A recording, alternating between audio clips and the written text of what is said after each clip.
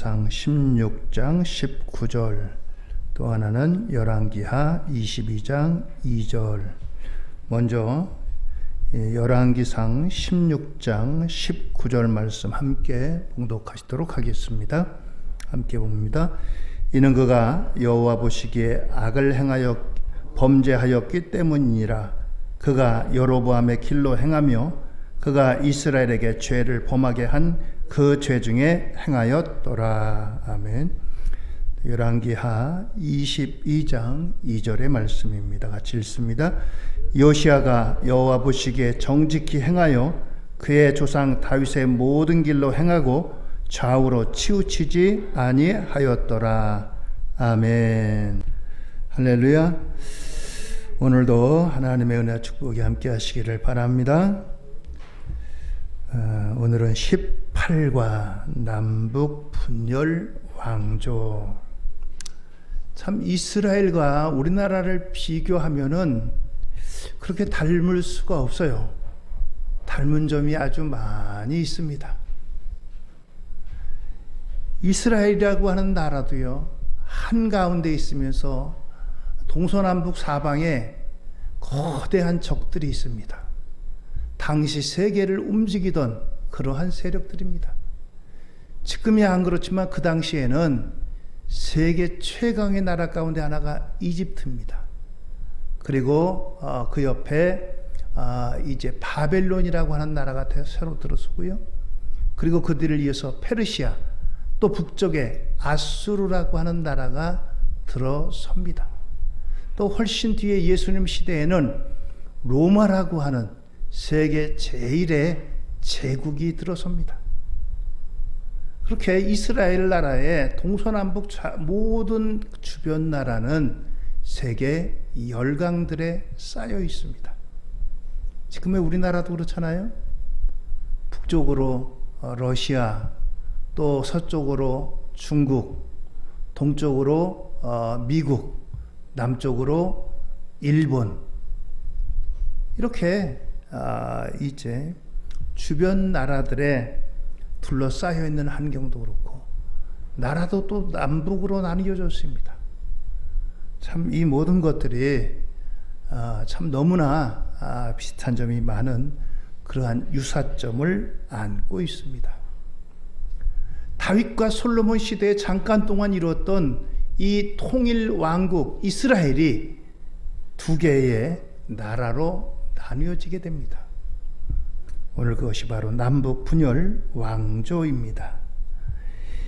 남북 분열 왕조는 두 가지 길을 갑니다. 하나는 여로보암의 길, 하나는 다윗의 길.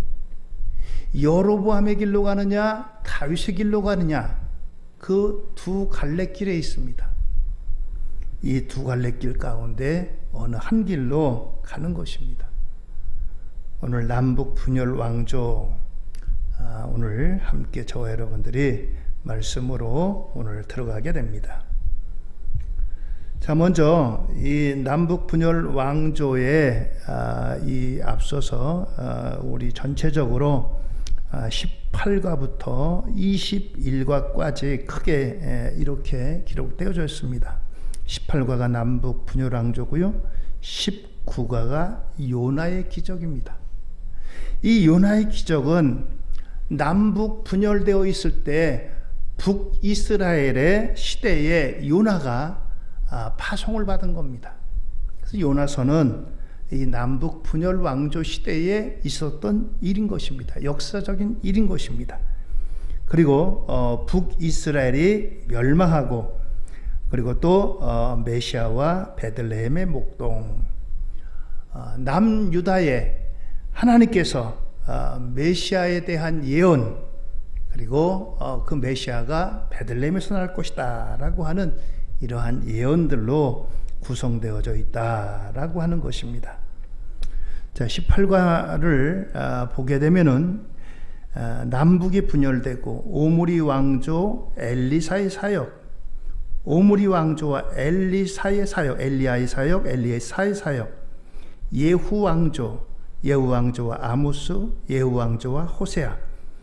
여기 1번부터 6번까지는 전부 다 북왕국 이스라엘의 그 왕조들과 그리고 또 이 시대의 선지자들의 사역을 같이 말씀해 주고 있습니다. 북이스라엘에 이렇게 하나님께서 선지자들을 보내신다는 것은 그만큼 그 시대에 하나님의 말씀에서 멀어졌다는 거예요. 북왕조 이스라엘 백성들이 하나님에게서 멀어졌기 때문에 선지자들을 통해서 각성을 시킵니다. 돌아와라. 회개하라. 그러면 살 길이 열린다. 돌아오면 하나님이 용서해 주신다. 이것이 선지자들의 메시지입니다. 자, 18과 남북 분열 왕조는 공간으로는 예루살렘과 세겜과 디르사와 사마리아, 주요 인물로는 르호보암, 여로보암, 아합, 엘리야, 엘리사, 예후, 아모스, 호세아. 우리나라 이름이 아니고 그러다 보니까 헷갈립니다. 이게 도대체 어느 나라 사람이냐, 이게 왕이냐 선지자냐. 오늘 저와 여러분들이 함께 이 18가의 공간과 또 인물을 통해서 하나님이 남북 분열 왕조 시대에 어떻게 역사하시는가, 이것을 보게 됩니다. 자, 남북 분열 왕조를 한 표로 볼 수 있는 표입니다. 여러분들 보실 때 왼쪽과 오른쪽으로 나누잖아요. 왼쪽은 유다 나라, 유다의 왕들입니다. 그리고 오른쪽은 북이스라엘의 왕이고요. 남조 유다와 북조 이스라엘로 나눠지는데, 남조 유다는 다윗의 후손들이 계속해서 왕위에 오르게 됩니다. 근데 북조 이스라엘은 여로보암이 왕이 되지만 여로보암의 후손이 계속해서 왕위를 이어가지 못합니다. 중간에 쿠데타가 일어나요. 그래가지고 왕을 몰아내고 새로운 사람이 왕이 됩니다. 그리고 얼마 안 가서 또 다른 사람이 또 반역을 해요. 그래서 왕을 몰아내고 새로운 사람이 왕이 되고, 이러한 일들이 여러 번 반복되는 게 북조 이스라엘의 역사입니다. 자, 그런데 이 북조 이스라엘은 생각해 볼 겨를도 없어요. 전부 다 한결같이 여로보암의 길을 갑니다. 여로보암의 길이라고 하는 것은 하나님이 원하시는 나라가 아닌 세상 나라의 길로 가는 겁니다. 그런데 남조 유다에는 다윗의 길로 가는 사람들도, 왕들도 있고 또 여로보암의 길로 가는 왕들도 있습니다. 다윗의 길로 가는 사람은 어떤 사람이냐? 제사장 나라의 길을 가는 사람입니다. 하나님 말씀대로 순종하며 통치하고 하나님 말씀대로 살려고 애쓰는 왕들이 통치하는 그런 나라입니다. 여로보암의 길로 가는 사람, 왕도 있고요. 자, 이렇게 남조 유다와 북조 이스라엘의 왕들, 그리고 그 시대 가운데 여기 엘리야 선지자와 엘리사 선지자가 북조 이스라엘의 오므리 왕조 시대에 활동을 합니다. 오므리 왕조가 왜 그러냐? 그만큼 악하기 때문이에요. 여기 악하다고 하는 것은 하나님의 말씀을 등지고 우상 숭배하고 하나님 말씀을 저버렸다는 것입니다. 그리고 이어서 예후부터 여호아스 스가랴까지는 아모스 선지자와 호세아 선지자가 활동하던 그 시대입니다. 그러니까 여러분들이 성경을 보시면서 엘리야 시대 그러면 예후 왕조가 이제 나라를 다스릴 때 이 엘리야 선지자, 엘리사 선지자가 사역을 했구나. 그리고 그 뒤에 아모스, 호세아 선지자가 나오면은 예후 왕조든지 아니면 뭐 스가랴 왕까지 이런 왕이 있을 때에 이 활동을 했구나. 그런 것을 우리가 미루어 알 수가 있습니다. 자, 그래서 이렇게 이제 남조 유다와 북조 이스라엘의 왕조로 나누게 됩니다. 자, 통으로 본 왕정 500년, 북조 이스라엘은 여로보암이 이 나라를 다스리는데 10지파입니다. 10지파. 그러면 12지파니까 2지파만 빼면 되겠죠. 2지파, 그러면 2지파는 어디냐? 남조 유다의 사람들이 2지파입니다. 우리나라로 말하면은 뭐라 그럴까요? 좀 지파라는 개념이 뭐 우리로 말하면 예를 들어서 뭐 김씨, 뭐 김씨 안에도 여러 가지가 있잖아요. 이씨, 박씨 이런 식으로 있는데 이 남조 유다에는 2지파만이 거기 그 나라를 차지하고 있습니다. 유다와 베냐민 지파. 그리고 또 한 가지 지파가 있는데 그것은 다름이 아니고 레위 지파입니다. 레위 지파는 하나님께서 처음부터 한 곳에 머물러 있는 것이 아니라 이스라엘 전역에 뿔뿔이 흩어지게 만드셨어요. 왜냐하면은 하나님의 성전인 예루살렘뿐만 아니라 예루살렘에서 멀리 있는 사람들도 하나님의 말씀을 듣고 배워야 되기 때문에 회당이라고 하는 곳을 세워가지고 이 회당에서 이 레위 지파가 거기서 말씀을 가르치기도 하고 그 일을 했어요. 그러다 보니까 레위 지파는 어느 한 곳에 있는 것이 아니고 이스라엘 저 북쪽에도 있고 저 남쪽에도 있고 동쪽 끝에도 서쪽 끝에도 우리나라로 말하면 저 제주도부터 저 백두산 위에까지 두만강 위에까지 골고루 흩어진 거예요. 그게 레위 지파예요. 그러니까 레위 지파는 이제 남조 유다에도 속하였고 북조 이스라엘에도 속한 그러한 사람들입니다. 12지파 가운데는 안 들어가요. 그래서 이 2지파 유다와 베냐민 지파 그리고 레위 지파 북조 이스라엘은 나머지 10지파와 이제 또 흩어져 있는 레위 지파 이렇게 남북으로 나뉘어져 있습니다. 그래서 이렇게 레위 지파는 남쪽에도 북쪽에도 이렇게 존재하는 그런 지파로 존재하게 됩니다. 자, 남유다와 북이스라엘 그림을 보시면 노란색 부분이 있죠? 노란색 부분이 북이스라엘 지역입니다. 또 밑에 분홍색 부분이 남유다 지역이고요. 여러분들 이스라엘을 이제 언젠가 저도 우리 교회에서 한번 좀 성지순례를 갔으면 하는 그런 바람이 있는데 성지순례를 가서 혹시 보시면은 북쪽은 평야지대입니다. 그래서 농사가 돼요. 그래가지고 밀이 많이 나오고요. 또 뭐 농사가 잘 돼요. 그쪽은 땅이 좀 비옥합니다. 반면에 남쪽은 밑에 그 광야 지역도 있고요. 그리고 또 땅이 좀 거칩니다. 그러다 보니까 북쪽이 훨씬 경제력이 좋아요. 12지파 가운데 북쪽에 몇 개 지파가 있다고요? 10개 지파. 그리고 또 하나 레위 지파. 아래쪽에 분홍색 지역에는 유다와 베냐민 지파 그리고 흩어져 있는 레위 지파 이렇게 있어요. 인구도 그렇고 경제력도 그렇고 남북으로 갈라졌을 때 5대 1입니다. 어디가 오냐? 북조 이스라엘이 5예요. 남조 유다가 1이고요. 우리나라도 남북이 갈라졌던 1945년도에 남북이 갈라졌잖아요. 해방이 됐지만 갈라졌는데 북쪽이 훨씬 더 잘 살았어요. 처음에 남한이 우리 남쪽이 북쪽보다 잘 산 게 1970년대예요. 1950년부터 1945년부터 1970년도까지 북쪽이 훨씬 잘 살았어요. 우리보다. 왜? 그쪽에는 공장들도 많고 그래가지고 공장이 잘 들어갔어요. 전기도 우리보다 훨씬 많았고.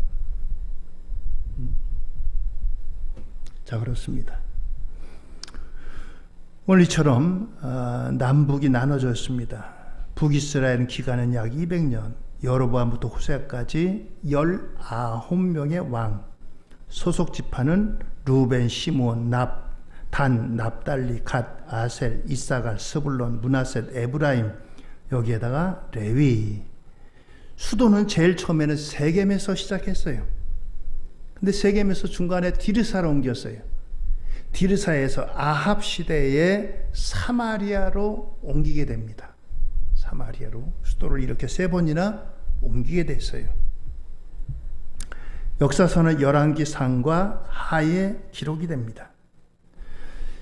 멸망은 주전 722년 아수르 제국에 의해서 멸망합니다. 자, 여기에 비해서 남유다는 약 350년, 그러니까 북쪽 이스라엘에 비해서 약 150년이 더 깁니다.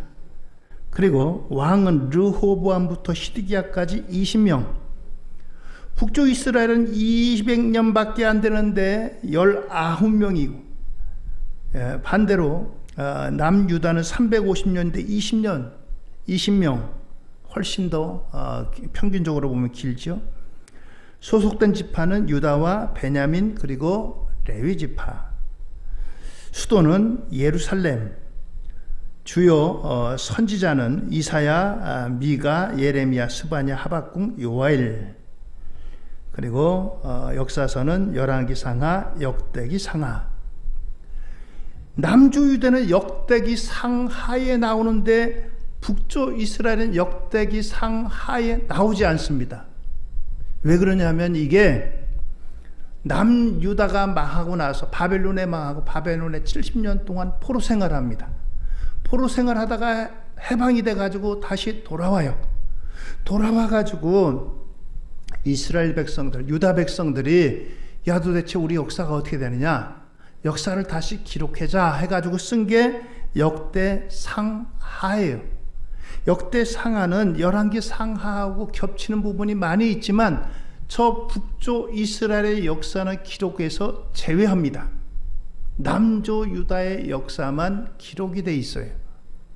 왜 그러냐면 이 사람들이, 유다 백성들이 바벨론에 포로 갔다가 돌아오면서 기록했기 때문에 북쪽 이스라엘의 역사는 제외됩니다. 북쪽 이스라엘은 주전 722년에 아수르에 망하면서 이 사람들이 여기 있는 아수르라고 하는 나라가 여기 있는 사람들을 딴 데로 보내요.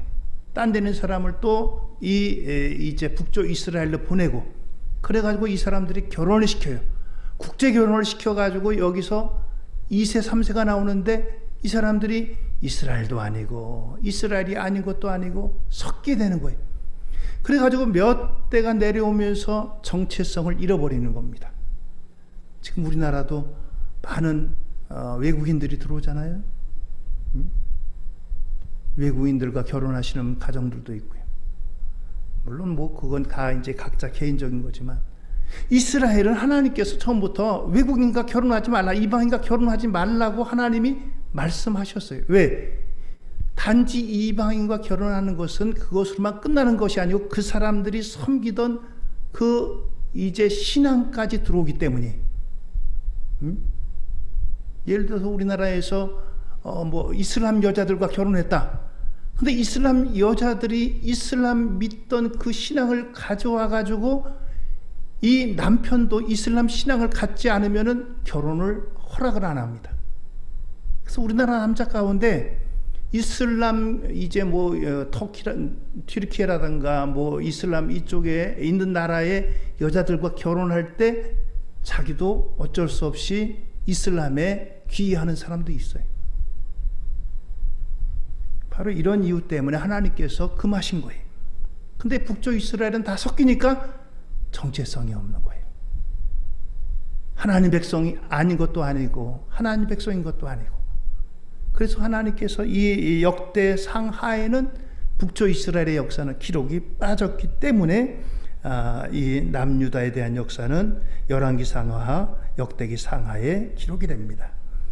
남조유다는 주전 586년 바벨론 제국에 의해서 멸망이 됩니다. 자, 이렇게 남유다, 북이스라엘 이렇게 나뉘게 되는데, 남북이 분단되는 원인이 직접적인 것과 간접적인 원인이 있습니다. 남북 분단의 직접 원인과 간접 원인. 먼저 간접 원인은 솔로몬 후반기 때, 솔로몬이 전반기에는 하나님을 잘 경외했어요. 하나님 앞에 기도해서 하나님 앞에 이제 먼저 일천번제를 드리잖아요. 하나님께서 감동하셔서 내가 내게 무엇을 해줬으면 좋겠느냐. 예, 하나님 저는 미련합니다. 이 백성을 다스릴 지혜를 주세요. 그래. 너 참, 너 권력을 달라고 한 것도 아니고, 힘을 달라고 한 것도 아니고, 물질을 달라고 한 것도 아니고, 그래. 너 참 마음에 든다. 하나님이 지혜는 물론이고, 거기에 필요한 것까지도 다 같이 더 주셨어요. 여러분들, 하나님 마음에 합하면, 하나님이 기뻐하시면, 내가 미처 구하지 못한 것까지도 하나님께서 더해 주시는 줄 믿으시기 바랍니다. 솔로몬이 처음부터 하나님, 나 이 나라를 다스리려면 힘이 필요해요. 하나님 이 땅에 군사력을 강하게 해주세요. 또 이 나라를 다스리려면 돈이 많이 필요합니다. 하나님 나에게 많은 물질을 주세요. 이거 구하지 않았어요. 하나님, 나는 어린아이와 같습니다. 하나님 이 백성을 다스려야 되는데 지혜가 부족합니다. 그러니까 하나님 나에게 지혜를 주세요. 그래, 옳다. 너 지혜를 달라고? 지혜를 주마. 근데 너 이것도 필요하지, 저것도 필요하지. 그래서 거기다가 더 주신 거예요, 하나님이. 자, 그래서 여러분들, 우리가 잘 아는 대로 솔로몬이 초반기에 지혜롭게 이제 재판도 잘하고 성전도 건축하고 왕궁도 건축하고 이렇게 했어요.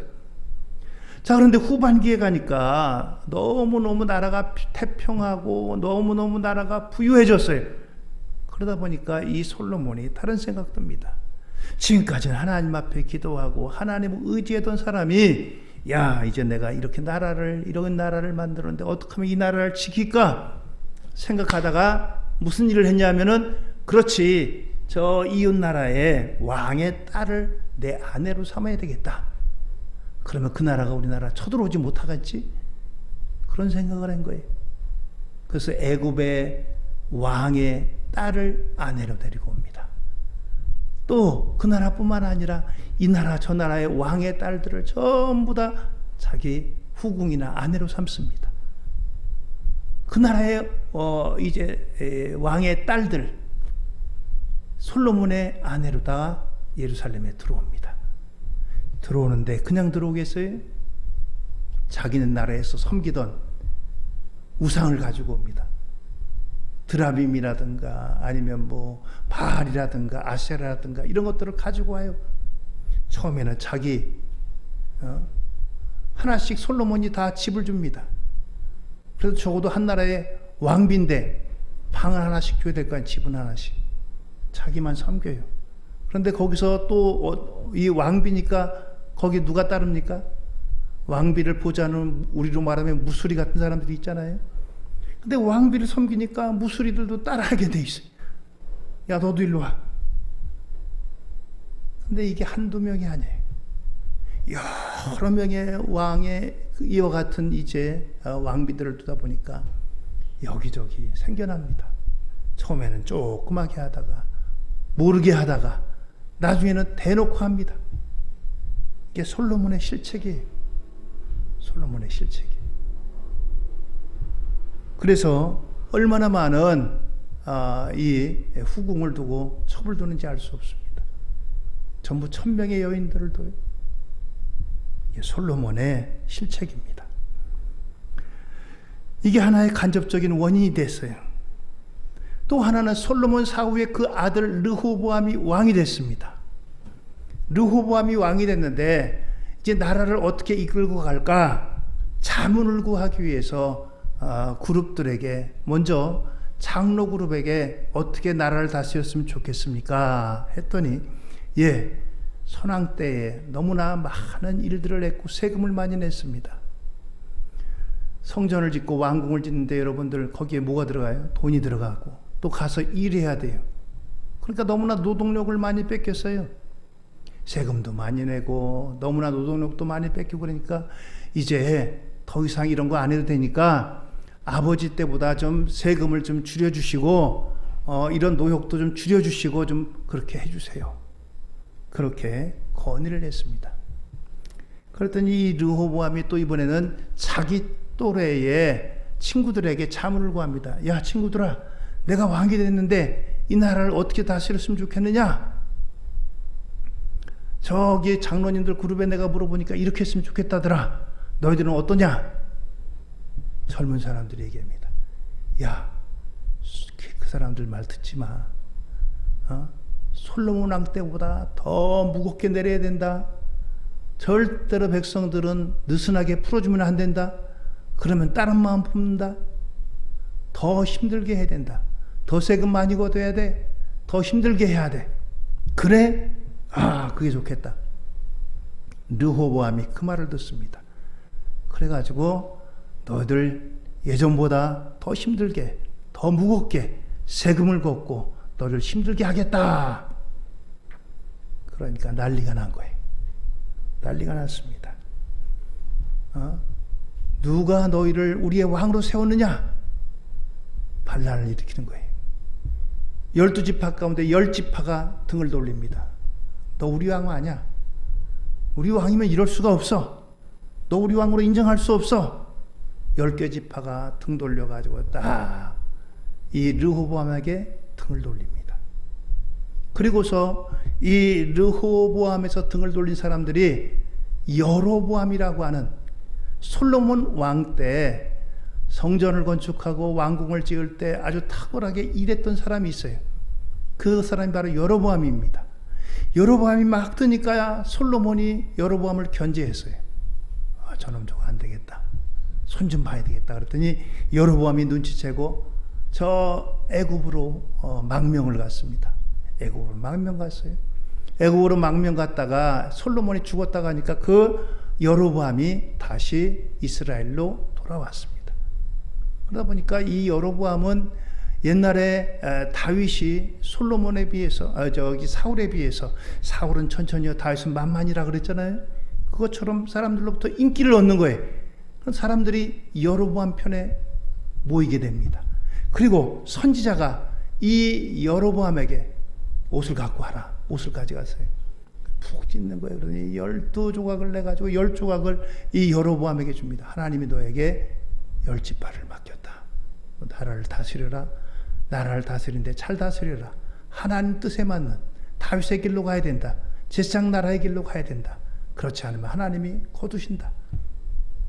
그래서 이 10지파가 이 여로보암 중심으로 모여서 북왕국 이스라엘이 되는 겁니다. 그래서 남북이 분열되는 거예요. 남북이 이렇게 분열되는 것은 전적으로 솔로몬의 이러한 실정도 하나의 간접적인 원인을 제공했고 또 르호보암의 이러한 학정도 원인을 제공하는 겁니다. 그래서 이와 같이 남북이 분열돼서 분열된 길을 걸어가게 됩니다. 지난번에 보여드렸던 솔로몬의 타락과 이방 여인들의 출신 지역을 잠깐 보실까요? 예. 솔로몬이 이런 나라들의 왕의 딸들을 그 후궁으로 또는 이 왕의 왕비로다가 데리고 왔습니다. 이런 나라들이 전부 어떤 나라예요? 우상을 섬기는 나라예요. 저 멀리부터 저 애굽까지. 특별히 애굽의 왕의 딸은 애굽은 당시 세계 1, 2등 가는 나라입니다. 그런 나라의 딸을 자기의 왕비로 만든다는 것은 뭐 아무나 이 애굽의 왕이 자기 딸을 주겠어요? 그만큼 솔로몬 시대가 막강했다는 거예요.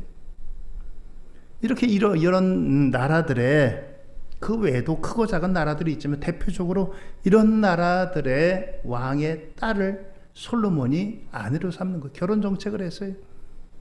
자기네 나라 안보를 지킨다고, 국방을 튼튼하게 한다고 사람의 방법을 쓴 거죠. 전쟁은 여호와께 속했고 하나님께 속한 거잖아요.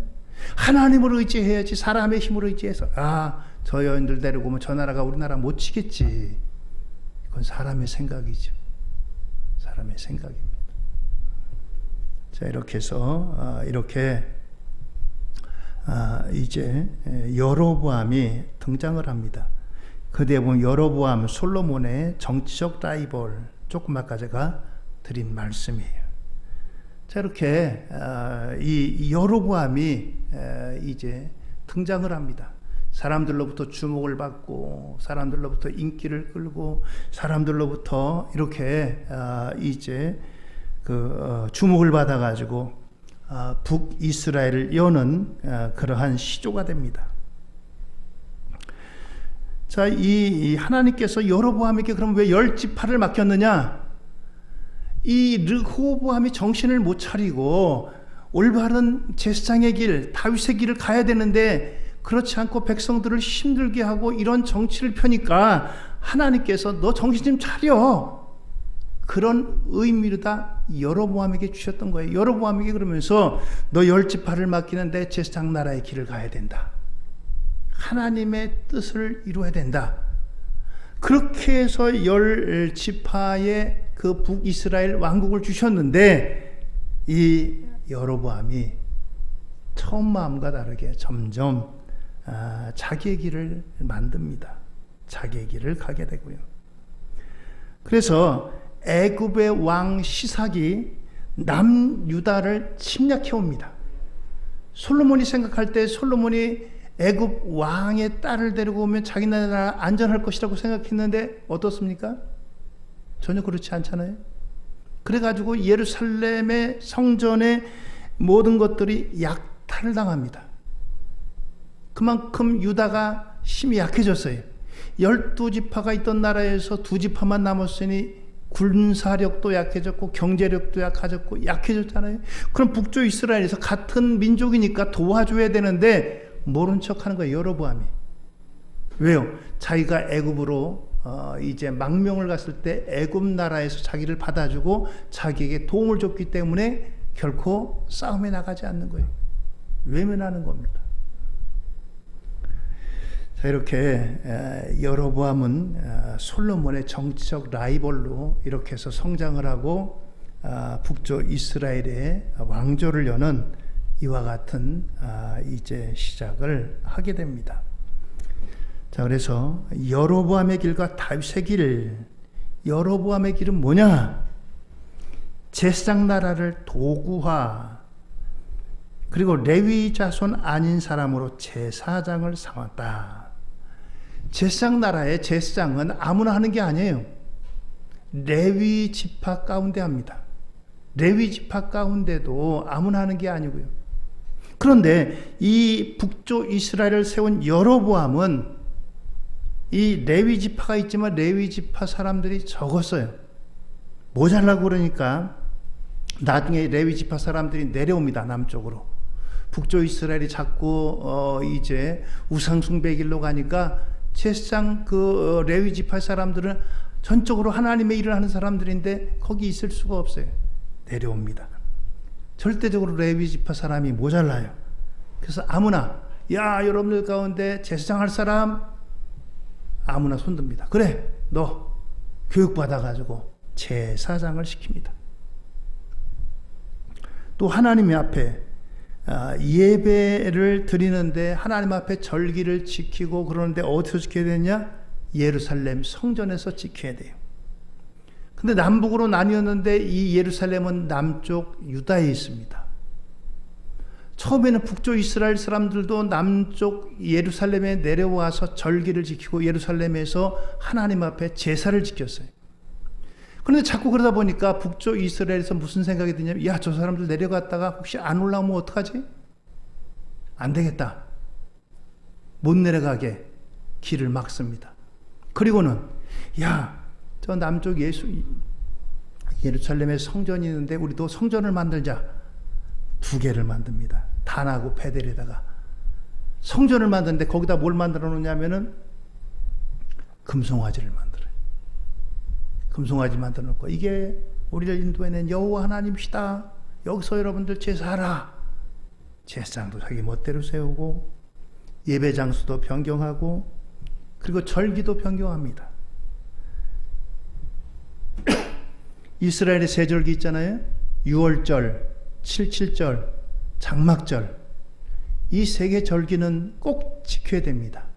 그런데 이 절기를 하나님께서 언제라고 지정해 주셨는데 자기 마음대로 만들어 버립니다. 절기도 만들어 버려요. 우리로 말하면 뭐 추석이라든가 설날 같은 날을 아무 때나 만들어요. 다른 날로. 그래가지고 야, 저 남쪽 내려갈 거 없어? 우리 절기 이렇게 지키면 돼? 우리 여기서 예배하면 돼. 우리 여기서 제사 지내. 제상? 우리 여기 제상 여기 있어. 이게 여로보암의 길인 거예요. 그리고 하나님 말씀에 있는 약한 사람을 구제하고 도와주고, 여러분들 우리가 율법 공부 많이 했잖아요. 안식일을 지키고 또 이제 50주년 안식년이 되면 다시 땅들이 집주인에게 돌아갑니다. 내가 살다가 힘들어가지고 땅을 팔았어요. 근데 50년 지나요. 그럼 50년 지나면 다시 그 땅이 원래 주인에게로 돌아가는 겁니다. 이게 제사장 나라의 길이에요. 제사장 나라의 길. 근데 이 길을 버려요. 매매도 하고 그렇습니다.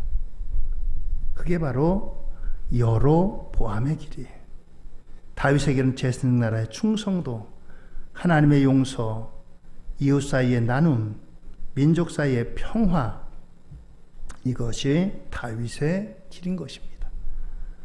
다윗의 길과 또 여로보암의 길, 이 두 가지 길이 바로 그들이 가는 길이었어요. 다시 한번 열왕기상 16장 19절을 읽어드립니다. 이는 그가 여호와 보시기에 악을 행하여 범죄하였기 때문이라. 그가 여로보암의 길로 행하며 그가 이스라엘에게 죄를 범하게 한 그 죄 중에 행하였더라. 여로보암의 길. 열왕기하 22장 2절. 요시아가 여호와 보시기에 정직히 행하여 그의 조상 다윗의 모든 길로 행하고 좌우로 치우치지 아니하였더라. 요시아 왕 때의 일입니다. 자, 그래서 이 북쪽 이스라엘의 오므리 왕조와 엘리야의 사역, 오므리 왕조의 시작은 오므리로부터 시작이 됩니다. 사마리아를 수도로 정했어요. 돈을 주고 샀습니다. 제사장 나라에서는 땅을 이제 주고받고 할 수가 없습니다. 그런데 그렇게 했어요. 여기에 오므리의 뒤를 이어서 아합이 왕이 됩니다. 시돈의 공주인 왕후 이세벨과 결혼을 합니다. 바알과 아사라 우상 숭배하고 엘리야와 갈멜산 대견을 하고 나봇의 포도원 재판을 엽니다. 이스라엘, 북쪽 이스라엘의 왕 가운데 가장 악한 왕, 그러면 아합이라고 할 수 있습니다. 아합이 이렇게 악한 왕이 된 데는 그의 부인 이세벨이 큰 역할을 합니다. 이세벨이 그렇게 바알과 아세라 우상 숭배의 극성을 떨었어요. 이 시대에 하나님께서 엘리야를 보내셔가지고 갈멜산에서 누가 참신인지 대결을 합니다. 하나님의 불이 내려와가지고 제단에 있는 모든 재물을 다 살라버립니다. 그리고 나봇의 포도원을 빼앗기 위해서 거짓 증인을 세워가지고 나봇의 포도원을 빼앗습니다. 그리고 아하시아 때는 엘리야와 엘리사가 사역을 하고 여호람 때는 엘리사가 사역을 하고 예후에게 살해가 됩니다. 오므리 왕조가 그렇습니다. 그래서 3년을 준비한 갈멜산 대결이 벌어집니다. 바로 아합 시대입니다. 3년 동안이나 기근이 내려요. 바알과 아세라는 바알은 농사하는데 풍요를 가져다주는 신이고 아세라는 다산을 가져오는 그러한 신이, 그러니까 바알을 모시는 것은 농사 잘 되게 해주세요. 돈 잘 벌게 해주세요. 또 아세라를 모시는 것은 자녀의 복을 주세요. 이런 의미입니다. 그런데 3년 반 동안이나 비가 안 내렸어요. 비가 안 내리는데 아무리 바알에게 빌고 빌어도 비가 내려야죠. 농사가 안 됩니다. 그래서 그들이 고통을 겪었어요. 이때 하나님께서 엘리야를 보내가지고 아합에게 대결을 신청합니다. 당신의 바알과 아세라 선지자 850명 데리고 와라. 나 혼자 당신 대결하자. 그래서 여기에 재물을 갖다 놓고 송아지 갖다 놓고 불이 내리는 곳이 진짜 참신이다. 먼저 바알과 아세라 850명의 제사장들이 아침부터 저녁까지 바알이요 바알이요 바알이요 불을 내려달라고 소리를 쳐도 불은커녕 아무 일도 일어나지 않습니다. 그런데 엘리야가 하나님 앞에 갔더니 하나님께서 불을 내려와요. 그 위에 있는 돌과 나무들 뿐만 아니라 그 주변에도 도랑을 팠습니다. 거기다 물을 부었어요. 이 물까지도 완전히 다 말라버렸어요. 하나님께서 불을 내려주십니다. 불을 내려가지고 하나님이 참 하나님이신 것을 알게 합니다. 갈멜산에서 승리했는데 바알 선지자 450명을 죽이라고 엘리야가 명을 내립니다. 그렇게 승리를 거두었지만 이 승리를 거둔 엘리야를 죽이려고 아합의 부인 이세벨이 명을 내립니다. 내가 엘리야를 죽이기 전까지 결코 내가 저 사람을 반드시 죽이겠다. 그래가지고 엘리야가 이제 피해 다닙니다. 피해 다니고 하나님께서 남은 자 7,000명을 통해서 엘리야에게 이제 용기를 주고 또 그리고 그 후계자로 엘리사를 세웁니다. 엘리사를 세워서 하나님께서 엘리사로 하여금 그 사명을 감당하게 하십니다. 이 나봇의 포도원 사건 아까 얘기 드렸죠. 엘리사를 통해서 하나님께서 이세벨과 아합이 어떻게 죽을 것을 예언합니다. 그리고 하나님께서 이 나봇의 포도원을 강제로 빼앗은 것을 하나님이 반드시 심판하셔가지고 아합과 이세벨이 마침내 죽게 됩니다. 오므리 왕조의 끝과 엘리사의 사역, 아합 가문을 하나님께서 심판하시겠다. 그래서 선지자들을 제자를 교육을 시킵니다. 엘리야와 엘리사가 기적을 베푸는데 엘리야 시대에도 그렇고 엘리사 시대에도 그렇고 먹을 것이 없어요. 그런데 하나님께서 그들을 통해서 먹을 것을 주십니다. 그래서 이제 통의 가루가 마르지 않고 끊이지 않고 기름이 끊이지 않고 그리고 엘리사 시대에도 이제 국을 끓이고 그리고 잃어버린 도끼를 다시 찾는 이러한 일들이 일어나게 됩니다. 이 북쪽 이스라엘이 남조 유다에 비해서 5배나 더한 경제력이 있고 풍부했는데도 불구하고 3년 반 동안이나 비가 안 내리고 그러니까 경제가 핍박된 거예요. 경제가 망가진 거예요. 농사가 안 되고 하나님께서 이 땅을 심판하시는 겁니다. 그래서 예후에게 기름을 붓고 예후가 이제 선지자 중에 하나의 생도인데 예후가 이제 북조 이스라엘의 왕이 됩니다. 북조 이스라엘의 왕이 되는데 여러 가지 아합이 했던 그런 것들을 다 치웁니다. 여러 가지 우상 숭배의 제단들을 다 없애버리고 그런데 이 예후가 남조 예루살렘으로 내려가는 것을 끝까지 막습니다. 야, 하나님 앞에 제사는 저 예루살렘에 가서 제사 드려야 돼. 그리고 저 절기는 반드시 하나님께서 정한 절기 6월절, 77절, 그리고 장막절 그 절기대로 지켜야 돼. 그리고 제사장은 반드시 레위 지파 가운데 세워야 돼. 이렇게까지 나갔다면 예후가 개혁을 완수하는데 예후도 반 정도까지밖에 가지 못한 그런 사람이 되고 맙니다. 그래서 예후의 이 개혁이 반은 성공하고 반은 실패하고 결국은 이제 못 미치는 개혁, 예후에 못 미치는 개혁 이와 같은 일을 이루게 됩니다. 오늘 사실 너무나 많은 분량이에요. 근데 여러분들과 함께 이건 한 시간이나 그 정도 같은 시간 갖고도 사실 부족한데 짧은 시간에 하려니까 여러분들에게 미흡한 부분이 있습니다. 여러분들이 보시면서 오늘 특별히 이 남북이 분열된 원인, 남북이 분열되는 그 이제 가장 큰 원인, 바로 하나님께서 주신 은혜와 축복, 이제 솔로몬이 풍요롭다 보니까 풍요를 지키기 위해서 하나님의 방법이 아닌 사람의 방법을 썼다는 거예요. 그리고 그 아들 르호보암도 정말 이 백성을 어떻게 하면 잘 다스릴까, 이 백성을 위로해 줄까, 이 백성을 정말 잘 치리할까, 그런 마음으로 해야 되는데 그냥 다스리는 것에만 집중을 둬가지고 더 무겁게 더 힘들게 한다고 하니까 백성들이 등을 돌린 거예요. 권력을 사유하는 겁니다. 이것이 바로 남북 분열의 원인이고 남북 분열이 오늘의 일까지 이렇게 이스라엘 역사에 깊이 뿌리박고 있습니다. 여러분, 성경이 우리가 살고 있는 시대의 어떤 부분을 떠나서 저 하늘 얘기가 아니라 우리가 살고 있는 왕이라든가 전쟁이라든가 이런 것들은 우리가 살고 있는 이 발을 딛고 있는 현장에서 일어나는 일들 아니에요? 성경의 역사가 바로 그런 역사예요. 그런 가운데 왕들 가운데 하나님 말씀에서 어긋나서 잘못되는 그런 왕에게 선지자가 가서 당신 잘못됐어. 돌아와야 돼요. 돌아오지 않으면 하나님이 징계하십니다. 이게 하나님의 역사인 거예요, 여러분들. 하나님의 역사를 이상한 데서만 생각하지 마세요. 하늘에서 야, 얘들아 복 받아라. 얘들아 잘 될 것이다.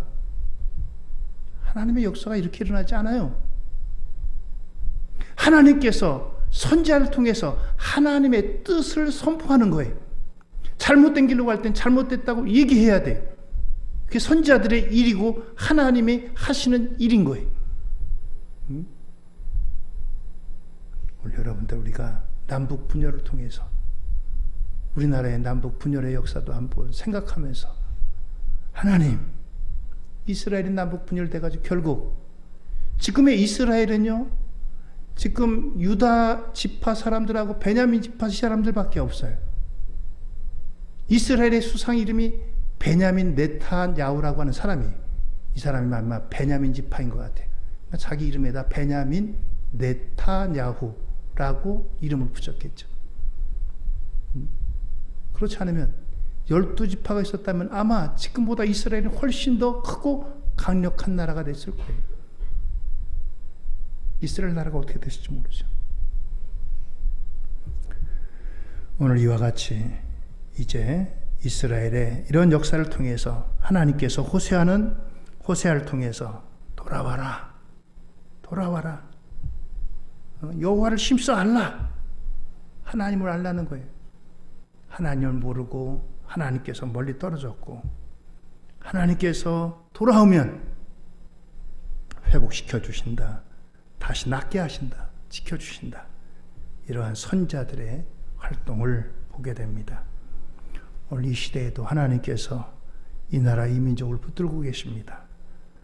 권력을 사유하면 절대적으로 하나님께서 그 나라는 망하게 되어 있습니다. 권력은 하나님께서 주신 힘이에요. 하나님의 영광을 위해 써야 되고 올바르게 쓰고 정의롭게 공의롭게 사용해야 되는 것입니다. 기도하시겠습니다.